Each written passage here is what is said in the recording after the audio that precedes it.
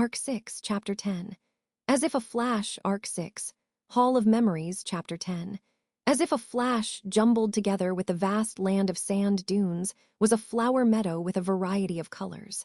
It was nighttime, and mysteriously, the light of the stars in the sky of the sand dunes was not visible. The reason why the look of the sky could not be perceived despite there being no gathering of clouds was that the miasma enshrouding the space above ground covered this vast sea of sand, was the explanation given beforehand. It was not clear to Subaru whether the one to give that explanation had been Beatrice, or Emilia, or Julius. But now, what was clear was, rather than the imperceivable look of the sky, the alarm bell of caution directed from the ground, the ominous bloom of the flower meadow undefeated in front of the darkness of the night. The vivid, rather venomous flowers were, excessively mismatched in the sea of sand. Subaru. The sand dunes, flower meadow. Sensing the unsettling feeling while voicing it as well as he pronounced that word, there, Subaru had already been aware. Emerging at the back of his mind was the information gathered in the bar of Murula. The bartender there, who had lost one of his legs, had spoken of the flower meadows that appear in the sand dunes. If flower meadows are spotted in the sand dunes, run away at full speed, is what he had said. Because those are the turfs of the ferocious, ugly witch beasts, courtesan bears. Subaru.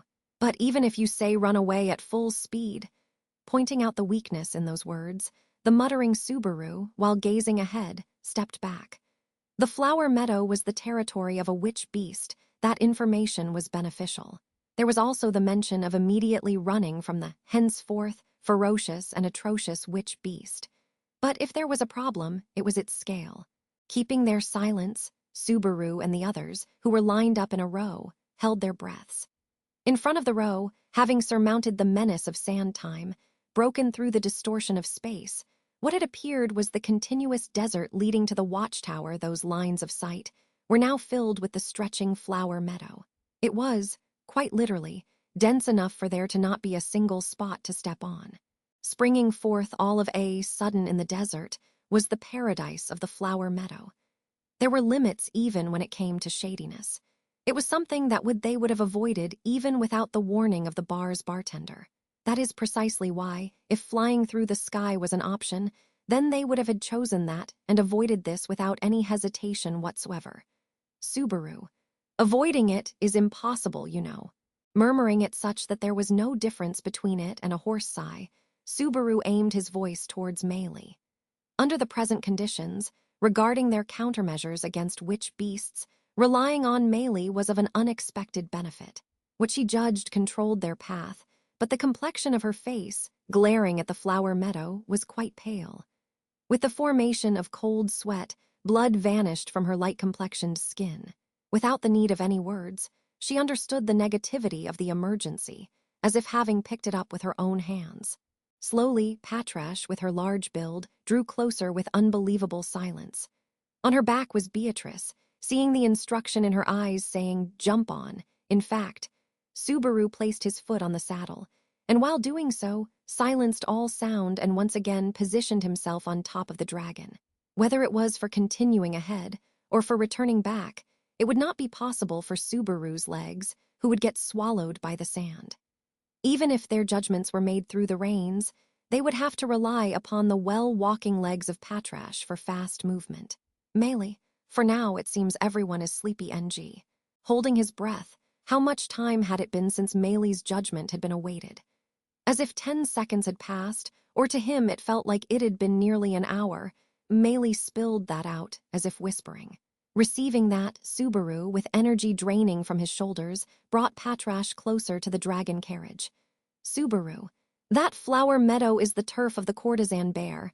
That would be correct, right? Julius. In addition to the received prior information, for now that doesn't seem to be wrong. But it is just that the scale is larger than what even I had thought. Beatrice. That difference in scale is addition of something as cute as it being twice or thrice, I suppose. Letting out a single sigh, Subaru and the rest, facing each other, exchanged their thoughts. Julius and Beatrice, too, at the great reception surpassing their expectations, were in a state of having lost their voices. The ones inside the dragon carriage, Emilia and the rest, their voices of delight after having broken through sand time too, had come to a halt as they were showing their faces through the small window, wondering what had occurred. Emilia. Subaru, did something happen? The sound of the sand breeze can't be heard anymore. Subaru. We did a splendid job clearing sand time. And just when I thought we had cleared the first barrier, we're now standing, expecting the next, second barrier immediately.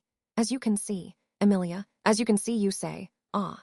Seeing the clearly visible flower meadow at a single glance through the small window, Emilia's throat froze in shock. She had also heard what the bar's bartender had said. Of course, the information she recollected must also have been the same. Emilia repeatedly blinked her eyes, and beside her, Anastasia and Ram also showed their faces. The two also gazed at the flower meadow and grimaced at the cruelty of the trials to reach the tower. Subaru. Even after passing through the sand, wind, and sand time, the obstacle this time are the flower meadows. Regarding the territory of these courtesan bears, does Anastasia happen to know something? Anastasia, guidin' is my business, expectin' anything more than that be a problem. That Bain said, this seriously is a bit of a problem. What should be done? Holding expectations from the opinion of the unexpressed Aridna, she, while shrugging her shoulders, did not seem to possess a plan to overcome the obstacle. Subaru let out a long breath from his nose and looked at Meili. Subaru. Meili, with your physical constitution, you can draw in the witch beasts, right? Courtesan bears, too. Can't you pull them out from the flower meadow? Meili. That's difficult LT. If it's 10, 20, or even if it's 100, I can, but a number more than that, and there'll be some children to whom my instructions won't ch. Subaru. There's a limit to the number, Meili. There's also a limit on the quality. Even I can't tell Aru and the white whale or the great rabbit. The courtesan bear is at that point. Its compatibility with me is body very different from the shadow lion. Subaru. Shadow lion? Ah, that large one who showed up at the mansion, right. Putting a limit to their conversation about old memories, Subaru considered Meili's opinion and glared at the flower meadow. Countless, a vast paradise of flowers just as expected. Even the estimate of the number of witch beasts could not be determined. But it was clear that it was easily more than 100, which was Meili's limit. Julius.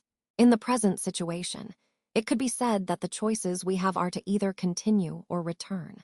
Facing Subaru, who had drowned in silence, the driver Julius said that, lifting two of his fingers and tilting his neck. Seeing Julius' fingers, Subaru inhaled. Subaru. The choice to return wasn't there from the beginning, you know. It'll be a waste after clearing sand time, but with that, nothing of the problem will get solved. Going ahead is meaningless too. Julius. If we get under a different sand time, or if we take a different path entirely, we may able to challenge the watchtower. Putting a halt to consideration and plugging up its path, isn't that simply drawing a hasty conclusion? The sand time that occurred thrice in the day, amongst them lay the correct answer, and that was Julius' insistence. What Subaru and the others had escaped out from was the sand time of late night. Others were the sand time of morning and afternoon, but was it possible that the place that would be reached through would differ as different sand times were chosen? No, gesturing that, Subaru shook his head. Subaru. For argument's sake, even if a different path was to be taken, I don't think it can possibly guarantee the safety of the path all the way to the watchtower. Here are the flower meadows, but there's the possibility of there being a different obstacle someplace else. Probably, no enjoyable path has been arranged at all. Julius? Certainly. Slightly excessive hopeful observation, Subaru. On top of that, possibly, the situation of Meili being there and the turf of the courtesan bears. This one is actually the best path. That's also a possibility, you know. Julius. This time, excessive pessimism, As always, it is your forte to denounce and uplift, isn't it? Subaru. I don't remember ever aiming for that. All right then, Meili. What about you? Harshly telling Julius, who rounded his eyes at how unfavorable the situation was, Subaru turned towards Meili. Silent, gazing intently at the flower meadow, Meili, at Subaru's words, said HM, with her gaze cast downwards. Meili, the number is painful, But if you tell me to do it, then I'll try doing it. It's not like I have to listen to everything which all of the animal sans have to saw why. Subaru. You don't need to for everything, you say. Meili. For passing through the flower meadow, it would be fine if just the minimum number of courtesan bears are quietly gotten rid of. If a path is opened up, for the rest I'll have them obediently sleep. If they're not attacked, then it can be somehow managed with thaw tea. As if gaining certainty in her thoughts while answering the doubt, strength returned to Meili's voice. At the very least, she had a stance of respecting Subaru's chance of continuing. That was something to be genuinely grateful for. Subaru nodded to Meili and then looked at everyone's faces. Subaru, I think we should continue. Regardless of what's chosen, there can be no return without jumping into the risk. It's about there being some solution to the problem rather than just running away from it. Ram, even though you rely on others to attain your own objectives, isn't that quite something to declare with that mouth? Ram fired bitter words at Subaru, who'd suggested to proceed. Receiving her typical words, Subaru let out an "oh" and raised his thumb. Subaru, ultimately, it's no mistake that we have to rely on Meili. By any chance, if it ends up being that we have to attack the witch beasts, then we'll have to rely on Emiliatan or Julius or Biko. How wicked. Subaru. Oh, also, Patrash too. My bad, my bad. He caressed his beloved dragon's head, who'd raised her neck up as if discontent at having her name absent as one of the members he could rely on.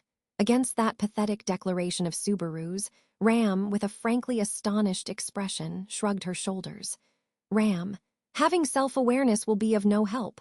At best, in that unlikely scenario, fulfill the role of a decoy.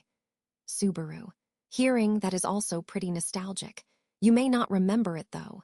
At the words somewhat pertaining to the past, Ram made an anxious face. Those were words like those in the forest of the witch beasts, or on the morning of the day they headed out to the capital for the royal selection, which he had been slapped with by Ram. With Rem's existence disappearing from her memories, and accompanying memories altered now, where must have the back and forth of that day vanished off too? Subaru. Let's go to take it back. I don't want to backtrack for even a second anymore. Emilia. I guess that's so. I also think it's just as Subaru says. At Subaru's decision, who hardened his fist, consented Emilia with a gallant expression. She touched the pendant on her neck and stole the feelings of the spirit sleeping within the great magic stone into her fingers, and her amethyst eyes earnestly focused on the flower meadow. Emilia, beyond this flower meadow is the key to precious memories. Let's go without stopping. For sure, I will make sure to protect everyone. Anastasia. That, isn't it a bit too uncool coming from a girl? At Emilia's majestic declaration, Anastasia said that as she looked towards Subaru. Keep quiet. He wanted to return that as response, but the truth is, if it turns out just as how Emilia says, he thought that that would be the best, as there would be nothing to worry about left. The scene changes. The distance till the Pleiades watchtower, gauged with his eyes, had roughly decreased several kilometers. Before crossing through sand time, when they had recklessly proceeded through the Augria sand dunes, the supposedly visible distance to the watchtower, seemingly of 10 kilometers, had not reduced by even a single one. Compared to that, this reduction of distance was overwhelming, and it could be said that their arrival was right before their eyes.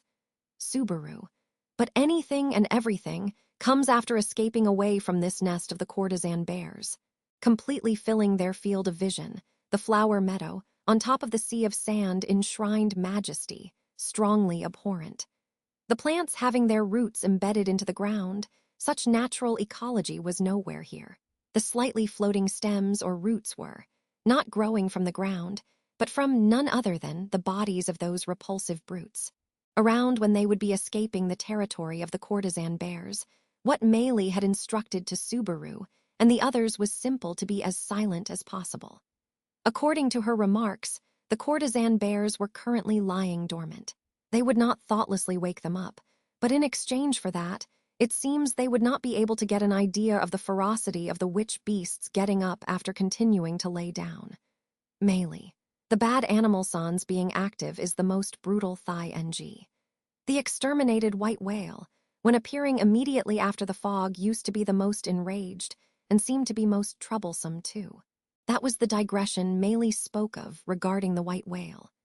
Thinking about it in accordance with that exposition of hers, the exact moment when Subaru and the rest had encountered the white whale at the Liffhaus Highway. In other words, immediately afterwards it had woken up. It had been the worst timing. Memories of suffering resuscitated, he painted his own praise for himself for having that desire of his fulfilled. Regardless of that, Meili.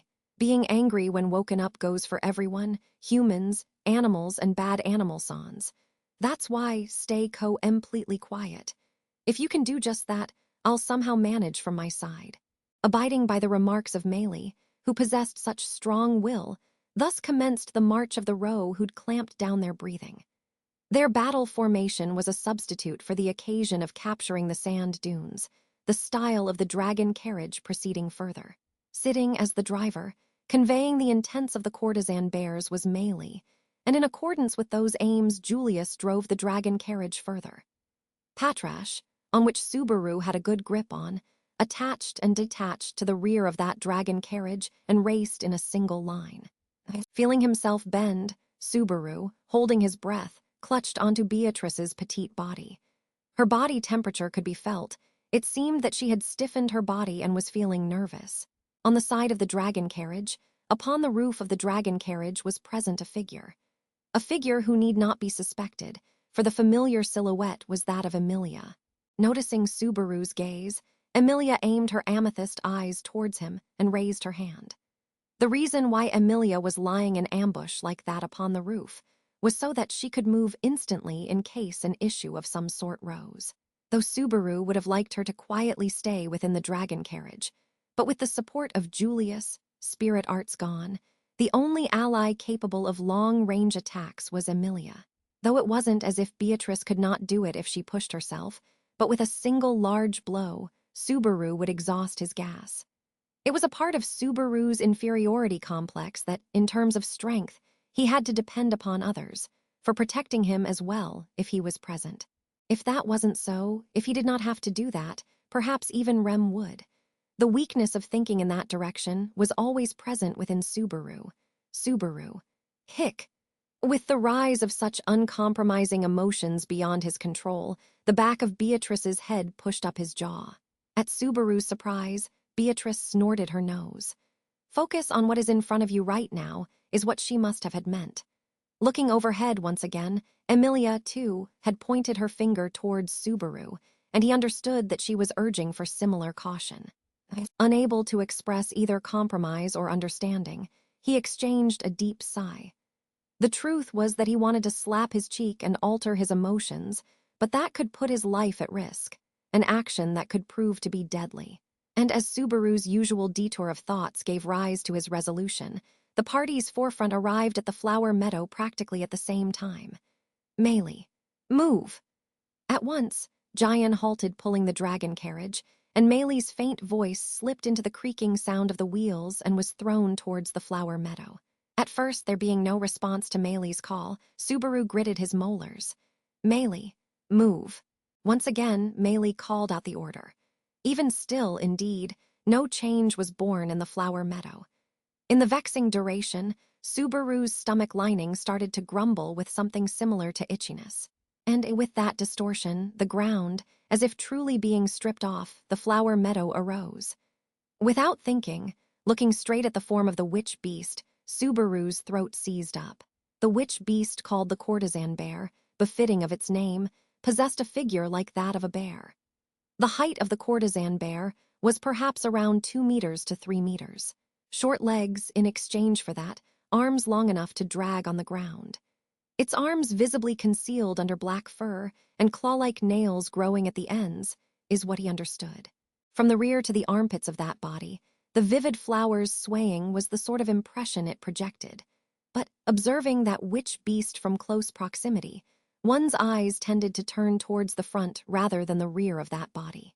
Though its physique was concealed by black fur, creeping about that body was not body hair. Closely packed, wrapping the body were the finely jumbled together roots of the flowers. They appeared as if blood vessels that were floating on the skin. The minute roots were covering the body of the witch beast. Subaru. Hick. on the body covered with closely packed roots. The parts which the roots did not reach were abnormally parched, and both the flesh and skin had withered. Its facial features, its cranium had reached the limit of dehydration to the point where it was visibly obvious, and its circular protuberant eyeballs were bloodshot, wielding hatred for everything in this world. That seemed to be as if it was slurping the life of the flowers whose roots it had pasted upon its own body. The courtesan bears could not coexist with the flowers. Clearly, they had taken away the lives of the flowers. The witch beast, which gave off an unbearable feeling of revulsion by merely looking at it, followed Meili's words with sluggish movement. Slowly pulling out its body from the ground, as the roots got uprooted from the desert from which nothing could be absorbed, 1,000 sounds of snapping limitlessly chained. For opening up space just so that the dragon carriage could pass, the moving courtesan bears reached 100 in count, and as if knowing no end, their numbers continued to increase. Julius, Hugh. Faintly, Julius' sigh was audible as the dragon carriage resumed proceeding. Julius, in that state, with his body hair standing up due to the spectacle in front of his sight, must have failed to put up with it. Attached to the rear of the dragon carriage, Subaru and the others as well entered the path bloomed open by the courtesan bears. Subaru. Ugh. At exactly that instant, when Subaru's sense of smell crossed the threshold of the courtesan bear's turf, a violent aroma of flowers could be felt. It seemed to be different from the stench of the time of confronting the sand earthworm, with respective difference in quality from that. The sweet scent jumbled together in the situation did not mean that the sense of violence had changed. Their nostrils were invaded, their intracerebral gears simply acquired the hallucination of the sweet scent. Developing serious dizziness, the repulsive stench awakened a headache, something so exasperating that he would not mind the sand gusts at all compared to this. This toxic aroma coiling up within his whole body must be driven away, is what he thought with utter seriousness.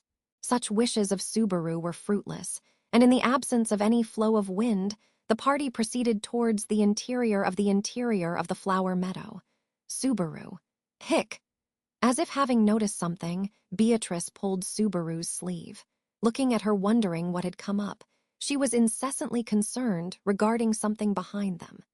Turning around at that gesture whilst keeping that repulsive premonition in mind, the meaning of Beatrice's reaction could be understood. The space in the flowers that opened up in accordance with Meili's instructions, looking at the passage of the dragon carriage and patrash. From the close proximity to that till the very end, the scenery was steadily returning to how it originally was. Meili's orders came true, and the dragon carriage being able to pass at this particular point in time according to the instructions had been achieved. Returning to their original positions and entering into the state of lying dormant, could that be their plans? Even if they did not intend to return, they were still unable to stop midway. Of course, taking a break in the midst of this nest of these witch beasts, such jokes needed to be refrained from as well. Subaru. The moment immediately after he'd thought that, the dragon carriage's advance came to a pause. Looking at the front wondering what had happened, the reason behind the dragon carriage's halt was explicit. A lone courtesan bear, in front of the dragon carriage, got up and stood still, and turned those hollow eyes towards the two drivers. With that one alone making suspicious movements, the movements of the courtesan bears in the vicinity, too, started to change. The feet of the courtesan bears, who had, till now, stolidly and obediently made way, stopped, and as if tracing the actions of the ones staring at the dragon carriage, their gazes accumulated on the dragon carriage. This is bad, was the intuitive realization Subaru had. Looking back, they had already covered several hundreds of meters since entering the flower meadow.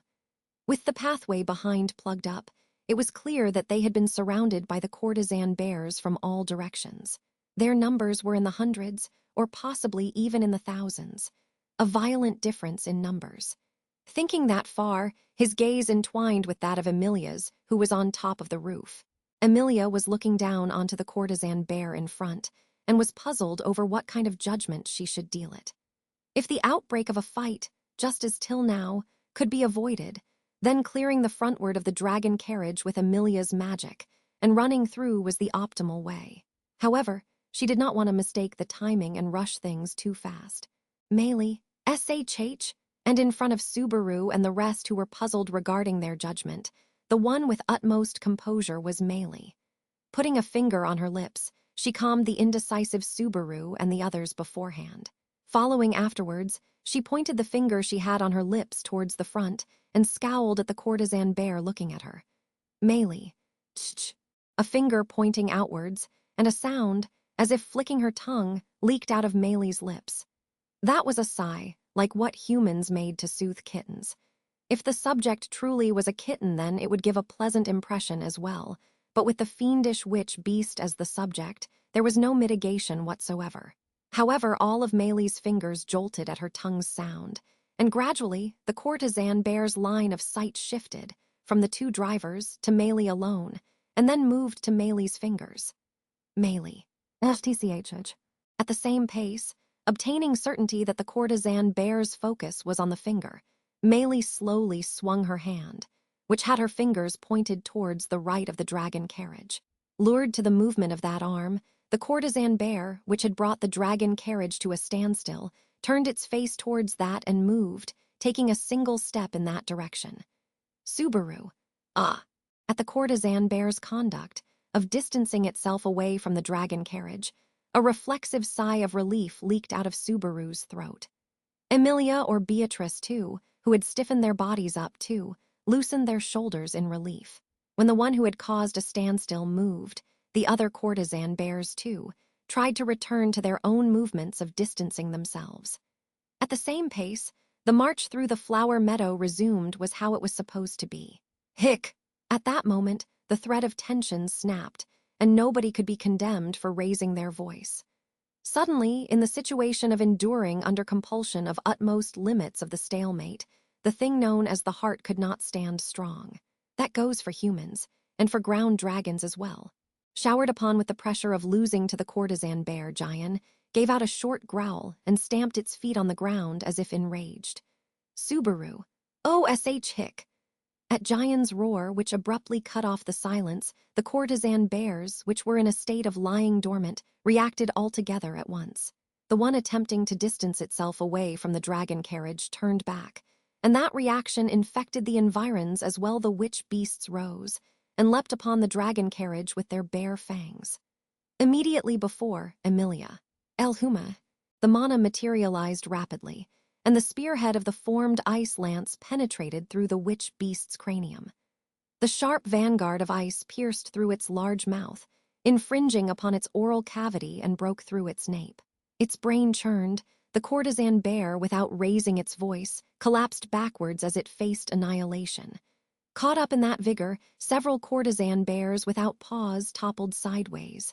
Subaru, run, shouted Subaru, instantaneously after witnessing the attack by Emilia, who was on top of the dragon carriage. Concording to that call, Julius operated the reins, and the dragon carriage started running fiercely at once. Of course, Patrash, too, followed that, jumping away from the side of the witch beast standing stock still, and broke off in a savage sprint. Hic! Subaru, Thyra coming, ing. Delayed by a single beat, the cutthroat, fierce voice tore apart the night of the Augria sand dunes. The vast flower meadow was shredded apart at once. With fangs and unsightly appearances naked, the flock sloth of courtesan bears advanced on, aiming for the dragon carriage, fiercely plunging its way through. Beatrice, Subaru, firmly grip on or you will get thrown off, in fact. The hallucination bathing in strength was the pressure of the thirst for blood and appetite of the innumerable courtesan bears. With thick arms endowed with claws turned overhead, their merciless attack struck Subaru as well, who was riding the dragon. A direct hit and his body would get torn off easily, with strength that could assuredly force his internal organs to protrude outwards. However, just when it was on the brink of striking, a bluish-white glimmer cut in between and pierced through the witch beasts. Emilia, all right, hic, you, these, Huma. As always, with the mana forming a whirlpool and her voice coming from her heart, giving the impression that the bluish-white light was performing a boisterous dance in the dark sky. That was the transformation of countless sharp spearheads pointing above the ground into blades of ice. That was immediately after the stagnation of a single moment, firing as if having acquired the propulsive force, tearing the craniums, the arms, the torsos, the legs of the courtesan bears swarming upon the dragon carriage into shreds, giving rise to spouts of blood. Subaru, OOOOH, as expected of Emiliatan, I've fallen for you again. Emilia, this is not the time for saying such things, is it? Run, Subaru. Yes. Having his life saved by Emilia's follow-up, Subaru further accelerated Patrash. And with the sudden exchange, Emilia was coping with the fight with such composure that it was surprising. In retrospect, even if Emilia had shirked from fighting, it was not as if fighting intimidated her. The tendency to avoid fighting within her was the indecision that had been erased once that battle had broken out. Ram. Barusu, run till you die, if you do not wish to die. Subaru. Yeah, of course, Ram. The tough fight being put up by Emilia. The bluish-white light mowed down the frontward of the dragon carriage altogether, and the group of courtesan bears, who had taken a roundabout path, were frozen all at once. Within Giant's rush and breaking through the ice sculpture, sitting on the driver's seat gripping to the reins, was suddenly now Ram, having moved from the passenger compartment. At Ram, who was skillfully handling the reins, driving the earth dragon which was in an agitated state, Subaru peeled open his eyes and let his gaze wander around. Subaru, what about Julius? Ram, even if there are no means for a long-range attack, it seemed it would be unhelpful if he were to be the driver. That's why. At a glance, Ram looked towards the rear at Subaru's call. Lured to that line of sight and looking backwards, Subaru thoughtlessly felt dumbfounded. Biting the sand, beside the dragon carriage with its wheels roaring, clinging onto one of those ornaments, waving about the grasped night sword, was the form of Julius, clearing away the approaching witch beasts. Julius, burdening Emilia Sama with responsibilities and such, cannot be done either, you see. Subaru, was that directed at me? Julius, that would be. Putting a halt to his words there, Julius had his night sword meet with the claws of the approaching witch beasts. The decapitating slash weaved through the gap of those claws and deeply gorged into the arms of the courtesan bears. At the same pace, the dancing tip of the sword pierced through the throats of the witch beasts, who let out screams, and as if a flash, it granted death by destroying their brainstem. That dance, with minimal destruction, was truly debonair. Julius. Wrong. Successively crushing the witch beasts, Julius voiced what remained of his reply to Subaru while dusting away his sword. Subaru made a bitter face at that gesture, tasting reassurance and a sense of defeat. Simply, having put Emilia in charge of the long range, clearing away the close range was down to Julius. If that structure were to continue, the concern regarding the dragon carriage could be saved for later. Rather, the problem was instead of other affairs, but in this course. Subaru. Biko, can you go for it? Beatrice. Subaru too, be careful that you don't run out of gas, I suppose. Above Patrash, raising his body, Subaru held the reins with one hand and the armed Beatrice with the other, and made her small body stand on top of the dragon. And steadily clasping each other's hands, something throbbed in the interior of Subaru's guts. That something, as if seeming sediment, wielded heat and slowly streamed from Subaru's body into Beatrice's. Beatrice. Minya. The crystals of violet materialized with the chant, and aimed for the witch beasts blocking the path ahead of the ground dragon's nose. Accurate aiming, momentary advancement, the outcome visible immediately afterwards. Raising a sound as that of shattering glass, the magical attack directly struck the witch beasts, and the crystals fragmented. However, the following moment, the bodies of the witch beasts fragmented similarly as well. Subaru. All right, good going, Biko. Beatrice. But reckless firing cannot be done, in fact. Cautiously saving. Minya. Subaru. What about the cautiously saving? Beatrice's battle strength depended upon the mana left within Subaru. In order to oppose the overwhelmingly advancing threat, even Beatrice was unable to compromise much. Tasting the seeming sense of loss, as if his soul was being curtailed with every single attack of magic, Subaru, talkative and composed, abated Beatrice's nervousness. Of course, such consideration was clearly visible to Beatrice. Melee. Enough. Why did it turn out like thigh S? This could have been taken a wow-why. And the one who had been keeping their silence till now, the final ordnance stood up and trod. A driver, having been sat beside Ram, Meili, with her eyes tearing up, surveyed the swarm of courtesan bears crowding around their surroundings while making a red face. And she pointed a finger towards the witch beasts who would not obey her. Meili, I'll give a scolding to the bad, bad animal sans. Come, sand earthworm. Subaru, no way. Immediately after Meili pouted and declared like a child, the desert that had been turned up thanks to the rise of courtesan bears. And with the underneath of that sand being stirred up subsequently, a big frame rushed out, swallowed within the vigor of the gigantic beast pushing its whole body out from the underground. The countless courtesan bears, dragged within, were launched up into the sky. Falling on the sand from a high altitude, the witch beasts had their bones broken, and the unfortunate courtesan bears directly above that humongous mouth got chewed up. Thrusting out while tearing apart the desert, the one laying devastation upon the repulsive flower meadow was that sand earthworm. Wafting the stench, raising a strange voice slashing through twilight, the sand earthworm determined the courtesan bears clinging onto the dragon carriage as its prey, and leaping with that big frame, minced and destroyed them at once. Meili, go sand earthworm, crush everyone every oni. Subaru, are you serious, hey? Serious, hey, hey, hey. The weight, capable of creating rumbles in the ground, writhed through the sand sea, and the wails of the courtesan bears being crushed by the pressure of the humongous frame echoed. Courtesan bears, too, did not possess a petite build whatsoever, but they could not possibly compete with the figures of sand earthworms, whose overall length could be even above 10 meters. The overwhelming masses turned into the outcome of collisions, and the courtesan bears got successively turned into corpses. At the circumstance which was a decisive battle between monsters at this point, Subaru had no words appropriate for it. Emilia and Beatrice's magic, Julius' swordsmanship, Meili's unusual talent narrowly cleared the way, and the dragon carriage and Patrash rapidly proceeded through the flower meadow. Meili, the sand earthworm is. Meili's shriek was heard. Observing it, the sand earthworm, possessed by a great number of courtesan bears who had their claws gouged into that humongous frame, was shedding large quantities of bodily fluids from its entire body and collapsed on the ground. The outer skin of the slimy and soaking wet sand earthworm was not something as sturdy as that of snakes or insects. The skin sustaining the soft body easily fell prey to the claws, and a wail of agonizing death reverberated through the sand sea. Meili, next XD, keep coming faucent.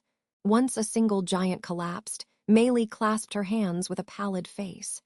And, lured to that, once again the sand was uplifted, and a different sand earthworm made its appearance. This time there were 6 at the same time, however, compared to the first one. They were twice as small, and if they were to get enclosed by the swarm of courtesan bears, they would get hunted down in the blink of an eye. Subaru. At this pace, they would get outpushed in the amount of violence. With a sense of terrible hopelessness, Subaru desperately looked at his environs in search of something that could help them break out of this deadlock. And he noticed. The watchtower that had been so distant was close enough to be said that it was right before their eyes. Subaru, just a little bit left. If we can follow up to the watchtower at this pace. It was not as if the witch beasts would withdraw with this, but it appeared likely that there may lie some fearful power there. At that moment, it was not as if he had thought something special. However, if they were to follow up to the watchtower, he felt there may be the strength to break free of the deadlock of this situation. The spirit of hope was like clinging onto straws, and in reality, that was no mistake. Subaru. At this rate, however, that strength was not something so convenient. It was the iron hammer, which rained incessantly, without bias, upon all insolent comrades approaching the Pleiades watchtower. Pushing open his eyes desperately, supporting Beatrice while clinging to Patrash, Subaru scowled at the watchtower visible in front of him. Sweat dripping along, the moment he dimly narrowed his eyes, Subaru felt a faint sense of discomfort. The core of the tower, something was visible there, as if shining. Subaru. What's that? He was unable to resume onto the final word. The luster bolted through the sky, and its aim unchangingly landed a direct hit on Subaru's cranium. At that moment, everything above the neck of Natsuki Subaru was blown off by the attack and evaporated with the same unconsciousness. There present was nobody who could observe and raise their voice at the tragic scene of a single moment. For some reason, those who would have had observed it, and those who would have had screamed at it, had been thoroughly pulled up by the root and branch. The earth-ground dragon which had lost its head, giving rise to a report, collapsed. Caught up within the vigor of the dragon carriage toppling sideways, the human bodies who had indeed lost their craniums were pulverized, shattered under the pressure, turned into chunks of meat. Only the pond of blood lay upon the sand, and the parched sand gulped down the blood spilt from the bodies. Before long, gradually, slowly, the fine particles of sand dragged anything and everything rotting on the sand sea down to their belly, and concealed them. The flowers of blood, as if the only visage of their journey, bequeathed the vivid colors. However, even those flowers of deep red disappeared within the evermore swallowing sand. Here, the party greeted annihilation.